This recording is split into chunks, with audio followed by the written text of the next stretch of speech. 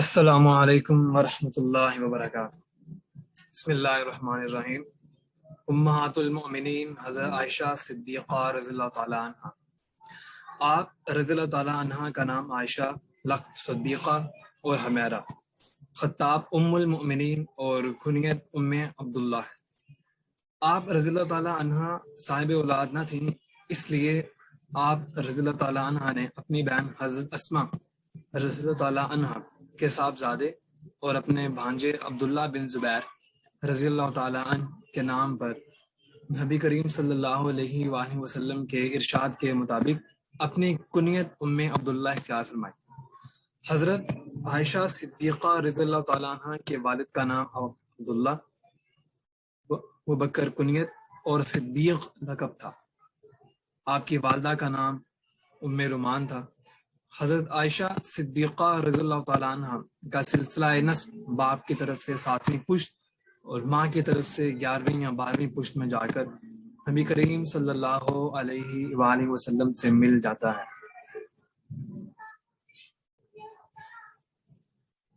حضرت عائشہ صدیقہ رضی اللہ تعالیٰ عنہ کی پیدائش سے 4 سال قبل ہی آپ کے والد ماجد سیدنا حضرت ابوبکر صدیق رضی اللہ تعالیٰ عنہ دولت اسلام سے مالا مال ہو چکے تھے اور آپ کا گھر نور اسلام سے منور ہو چکا تھا۔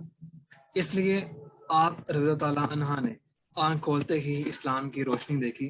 حضرت عائشہ صدیقہ رضی اللہ تعالیٰ عنہ پر اللہ تعالیٰ کا یہ خاص انعام ہے کہ انہوں نے کبھی کفر شرک کی آواز تک نہیں سنی، چنانچہ وہ خود ہی ارشاد فرماتی ہیں کہ جب سے میں نے اپنے والد کو پہچانا، ان کو مسلمان پایا۔ حضرت عائشہ صدیقہ رضی اللہ تعالیٰ عنہ کا کاشانہ نبوت میں حرم نبوی کی حیثیت سے داخل ہونے کے بعد قرآن مجید کا ایک بڑا حصہ نازل ہوا۔ آپ کو کم و بیش 10 سال حضور کریم صلی اللہ علیہ وآلہ وسلم کے ساتھ رہنے کا شرف حاصل ہوا۔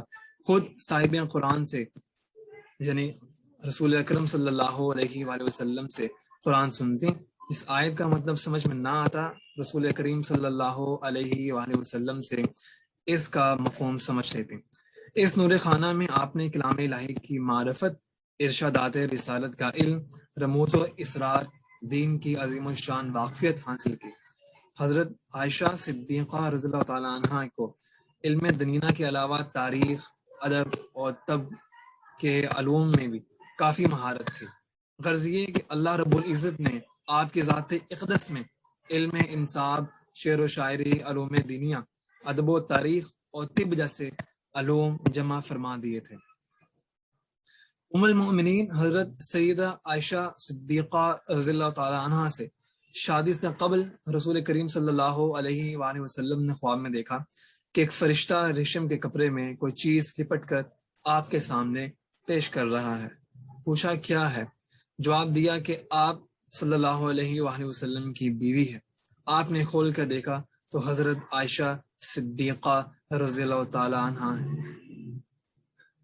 حضرت عائشہ صدیقہ رضی اللہ تعالیٰ عنہ کا 7 سال کی عمر میں خاتم النبیین رسول اکرم صلی اللہ علیہ وآلہ وسلم سے نکاح ہوا اور 9 برس کی عمر میں رخصتی ہوئی۔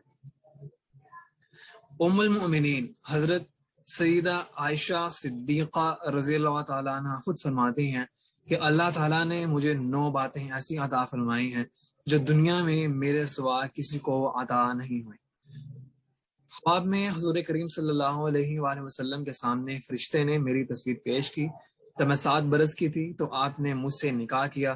9 برس کی عمر میں میری رخصتی ہوئی۔ میرے سوا آپ کی خدمت میں کوئی اور کماری بیوی نہ تھی۔ رسول کریم صلی اللہ علیہ وآلہ وسلم جب میرے پاس ہوتے تب بھی وہی آتی تھی۔ میں آپ صلی اللہ علیہ وآلہ وسلم کی محبوب ترین بیوی تھی۔ میری شان میں قرآنی آیات نازل ہوئیں۔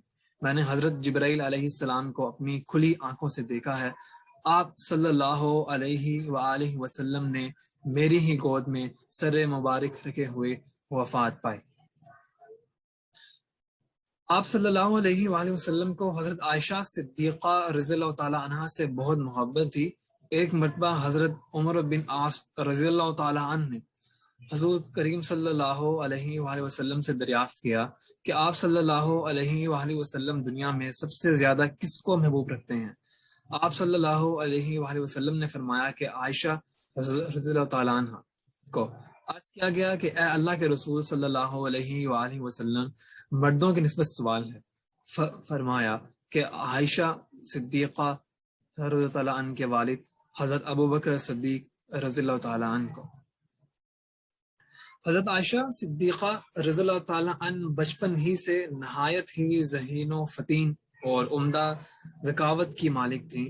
ہجرت کے وقت ان کی عمر 8 برس، لیکن اس کم سنی اور کم عمری میں ہوشمندی اور قوت حافظہ کا یہ حال تھا کہ ہجرت نبوی کے تمام واقعات بلکہ تمام جزوی باتیں ان کو یاد تھیں۔ ام المؤمنین حضرت عائشہ صدیقہ رضی اللہ تعالیٰ عنہ جس گھر میں دلہن بن کر آئی تھیں وہ کوئی عالیشان اور بلند و بالا عمارت پر مشتمل نہ تھا۔ مسجد نبوی کے چاروں طرف چھوٹے چھوٹے متعدد حجرے تھے، انہی میں ایک حجرہ حضرت عائشہ صدیقہ رضی اللہ تعالی عنہ کا مسکن تھا۔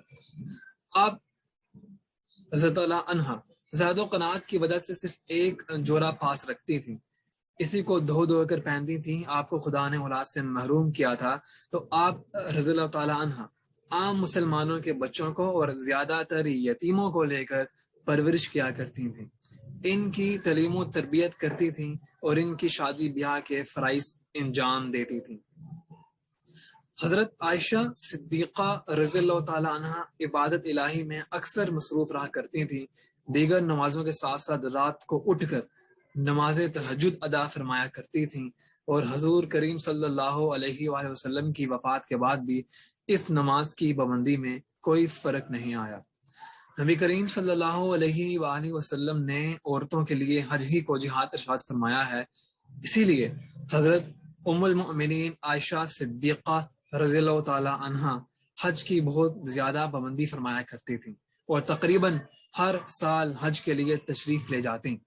حج کے بعد عمرہ بھی ادا کرتی۔ آخر رمضان میں جب حضور صلی اللہ علیہ وآلہ وسلم اعتکاف فرماتے تو حضرت عائشہ صدیقہ رضی اللہ تعالی عنہ بھی اتنے ہی دن صحن میں خیمہ نصب کروا کر اعتکاف میں گزارتی۔ آپ کی ذات اقدس میں قناعت کی صفت اور اثار کا جذبہ بھی بہت زیادہ پایا جاتا تھا۔ صرف ایک قسم کے کفارہ میں آپ نے ایک بار 40 غلام آزاد کیے تھے۔ آپ کے آزاد کردہ غلاموں کی تعداد 67۔ حضرت غزوہ رضی اللہ تعالیٰ عنہ سے روایت ہے کہ ایک دفعہ حضرت عائشہ صدیقہ رضی اللہ تعالیٰ عنہ نے ان کے سامنے پوری 70,000 کی رقم خدا کی راہ میں دے دی اور دوپٹہ کا گوشہ چھاڑ دیا۔ حضرت عائشہ صدیقہ رضی اللہ تعالیٰ عنہ بے حد رحم دل تھیں، لوگوں کی معمولی تکالیف کا اتنا گہرا اثر لیتی کہ روتے روتے آنچل تر ہو جاتا۔ غزوہ بنی مصطلق کے موقع پر آپ رضی اللہ تعالیٰ عنہ پر جو تہمت لگی، اس کے بعد ام المؤمنین حضرت عائشہ صدیقہ رضی اللہ تعالیٰ عنہ کی صفائی میں 17 قرآنی آیات نازل ہوئیں۔ اسی طرح غزوہ ذات الرقی کے موقع پر بھی حضرت عائشہ صدیقہ رضی اللہ تعالیٰ عنہ کی وجہ سے تیمم کا قرآنی حکم نازل ہوا۔ سن 58 ہجری رمضان المبارک میں آپ رحمت دو عالم کی حرم اور تمام مسلمانوں کی ماں ام المؤمنین حضرت عائشہ صدیقہ رضی اللہ تعالی عنہ اپنے فرزندوں پر بے شمار احسانات کی بارش فرما کر ہمیشہ کے لیے رخصت ہو گئے۔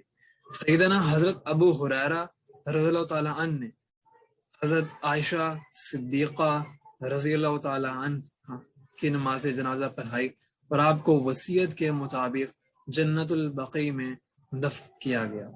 ام المؤمنین حضرت عائشہ صدیقہ رضی اللہ تعالی عنہ۔